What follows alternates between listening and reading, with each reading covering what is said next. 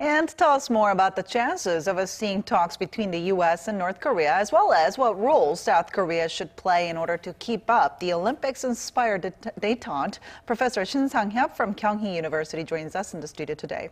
Welcome to the program. Great to be here. All right, so it looks like North Korea and the U.S. could have talks after all. So what are we expecting on this front? Yes, it does. Actually, as you know very well, to have the direct talks, the USA government has asked the stop of the nuclear programs and inter-ballistic missile programs of North Korea. That was like a preconditions for direct contact between North Korea.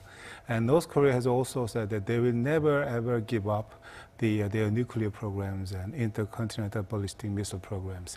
So the stance of these two governments was so different. Right. But as we saw during the Olympic Games, Pyeongchang Winter Olympic Games, there must be some changes. It was reported that the USA, the Vice President Mike Pence, when he visited Korea to attend the opening ceremony of Winter Olympic Games, they were scheduled to meet with the North Korean delegation, including the Kim Jong-un, the North Korean leader's sister, Kim Yo-jong, even though it was canceled by North Koreans. So Mr. Trump allowed U.S. delegation to meet their counterpart, North Korean counterpart. And secondly, we can see some changes on the stance of North Koreans toward the USA. Actually, the Kim Yong-chol, who is one of the higher ranking government officials of North Korea, actually who in charge of inter-Korean affairs, he said that the North Korean government is ready to have a dialogue talk with the United States. So definitely we can see some changes on the stance of the USA and North Korea toward direct contact. So what is certain is that it looks like the direct talk, North Korea and USA will have direct talk in the near future. Now, U.S. President Donald Trump expressed a willingness to talk to North Korea only under the right conditions, though. So what does he mean by the right conditions? Right conditions include a few things. The first one, such as the North Korea temporarily, declared the temporary stop of the nuclear programs and intercontinental ballistic missile development program. Or the other one is they can delay the development of nuclear programs and the missile programs.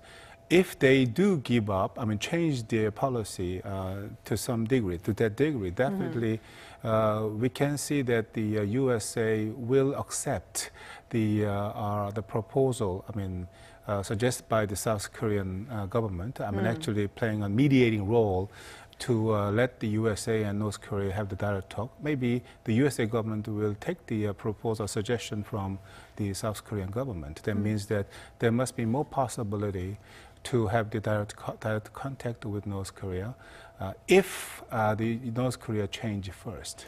Now, what's interesting, though, is that all things seem to be moving in a positive direction, but President Trump actually last week warned of a very rough phase 2 against North Korea if the new sanctions by the United States don't work. So what can we make of such warnings ahead of possible talks between the two sides? Well, in fact, the South Korean government role seems to be more important. As I already explained very briefly, without change of both sides, it's impossible for us to see the direct contact between USA and North Korea. And the next question we have to find an answer is who will change first? Right. And then considering the challenges facing the North Korean economy, as you know well, over the last several months, and the USA and along with the United Nations, they have stepped up their sanctions, economic sanctions against North Korea. It seems to be a direct threat to North Korean economy and North Korean regime itself. So I think the North Korean government recognized the seriousness of the economic challenges caused by economic sanctions. So there must be more possibility that North Korean government will change their stance on this issue. And then, as I explained already briefly, the USA will have, it seems to have the intention to take the proposal, to have the direct talk with North Korea if North Korea change their stance to some degree. Right. So you talked about how South Korea has been playing the mediator role, and President Moon Jae-in has actually called on the U.S. to lower its bar for dialogue, for talks with North Korea, while President Moon actually said that North Korea should also consider putting denuclearization on the agenda for the talks to actually happen. So how did the two sides respond to this? Well, if North Korea changed their stance, to some degree, then the USA seems to change their stance to some degree. That means that if North Korea delay or stop the nuclear and missile development program temporarily, then nothing lose for USA government to have the direct contact with the North Korea. Right. Then the direct talk between two countries could have started. And then that is what the South Korean government expected. Once they start the negotiation talks, definitely they will discuss about denuclearization of North Korea, and the North Koreans will ask the USA, for example, demand the easing of the economic sanctions to solve the economic difficulties, possible difficulties. Well, maybe then the give and take processes can be started. That means that by having such a kind of the discussion, definitely, first of all, they will be able to restore the mutual trust between two sides. And that can be a kind of stepping stone for them to make a progress in direct talks, denuclearization talks. So it must be very difficult, but we cannot eliminate the progress in the direct talks to achieve the goal. That means the denuclearization of on the Korean Peninsula. Right. So you talked about how North Korea could ask for some of the easing of the sanctions by the United States on its regime. Now, what are some of the other demands do you think North Korea could make in order to come to the talks?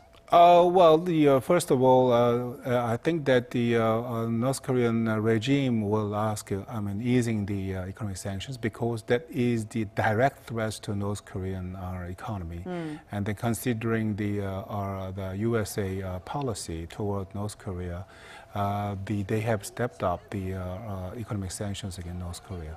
The another one is actually they will just try to. Ask the USA and South Korea to stop their joint military drills because we cannot deny that the North Koreans are really worried about, possible threats from the USA and the South Koreans, from their perspectives, because they want to keep their regime, definitely military, the power existence, US existence in the Korean Peninsula can be another threat. So maybe they can ask such a kind of things to the North USA government. But we have to think about these issues all together. We cannot think these issues separate from each other. So that is one of the most important part, as well as the most difficult part, to make a progress at the direct talk between two governments. So it looks like still a lot of things are up in the air. So what kind of action should the South Korean government take at this moment in order to continue this positive momentum toward talks? Well, during the Kim Yong-chol's visit to the Republic of Korea, it was reported that the President Moon Jae-in and the Republic of Korea's higher-ranking government officials had a talk with the Kim Yong-chol, or they explained how to make a progress in an effort to have a direct talk with the USA. It means that to start have a direct talk seems to be the most important thing.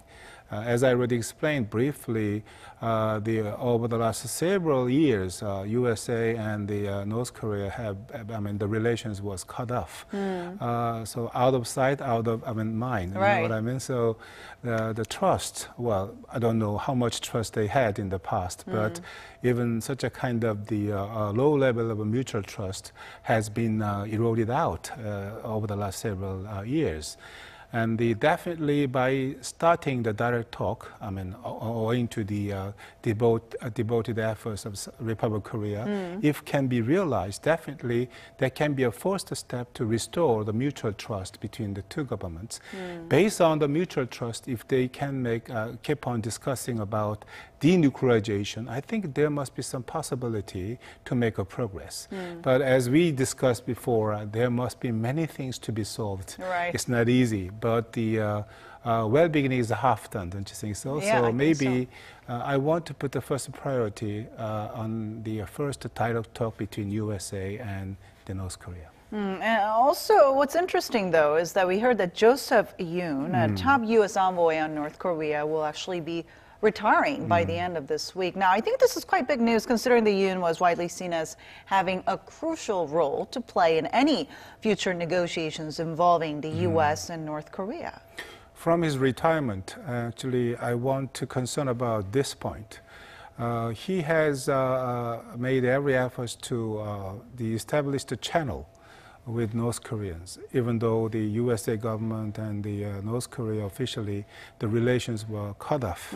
But he is the person maintaining the personal channels or minimal channels, dialogue channels with North Koreans. What does it mean? I mean, what does his retirement mean to us? That means that some experts analyzed his retirement as the emerging of the hardliners among the American officials, yes, in charge of the inter-Korean relation, Korean Peninsula issues. So if the hardliners have the more voices within the USA government informing the policy toward North Korea, we had to concern about it. I mean, so what we have to do, that means that we have to have more dialogue or talk, with the USA government to decide the USA government policy and South Korean government policy toward North Korea. So coordination between the countries, the Republic of Korea and the United States, seems to be more important than before. So we know the joint drills between Seoul and Washington is, which has been postponed because of the Olympics, is coming up in April. Do you think we could be seeing talks between the U.S. and North Korea before that happens? That's very important. Actually, we as Pyeongchang Winter Olympic Games just ended. So from now on, to the April, when the USA and Korea joint military exercise is scheduled to be held. During this time, we have to make a progress. Otherwise, once the Korea and US joint military exercise started, situation can be changed.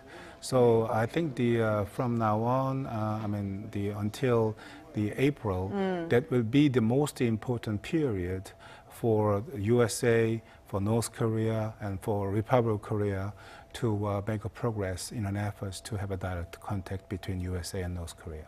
Not a lot of time left until April. All right. Thank you so much for your insight today. My pleasure.